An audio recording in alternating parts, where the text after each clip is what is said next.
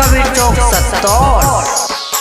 नाचे लही जिला के सिला तो मिथिला के छौड़ा से मिला करे। नाचे लही जिला के सिला तो मिथिला के छौड़ा से मिला करे। तनी साजिश ढीला करे या स्टेज पे पड़रा सा लीला करे। तनी साजिश ढीला करे या स्टेज पे पड़रा सा लीला करे। नाचे लही जिला के सिला तो मिथिला के छौड़ा से मिला करे। नाचे लही जिला के सिला तो मिथिला के छौड़ा से मिला करे।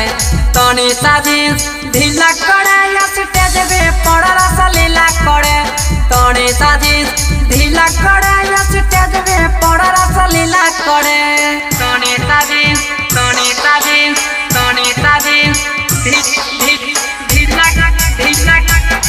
या स्टेज पे पड़रा सा लीला करे। उमर बिछो तोहार काचे अइले नाचेले सही नाचे। उमर बिछो तोहार काचे अइले नाचेले सही नाचे। रखे नहीं अपन बच्चा के जवानी बारी बारी से मिला करे। रखे नहीं अपन बच्चा के जवानी बारी बारी से मिला करे। तनी साजिश ढीला करे या स्टेज पे पड़रा सा लीला करे। तनी साजिश ढीला करे या स्टेज पे पड़रा सा लीला करे। तनी साजिश ढीला करे या स्टेज पे पड़रा सा लीला करे।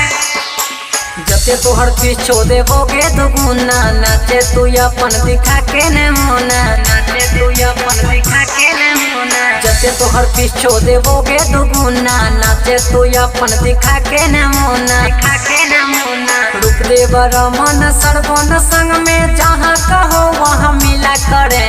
केवल लकी करण संग में जहाँ कहो वहाँ मिला करे। तनी साजिश ढीला करे या स्टेज पे पड़रा सा लीला करे।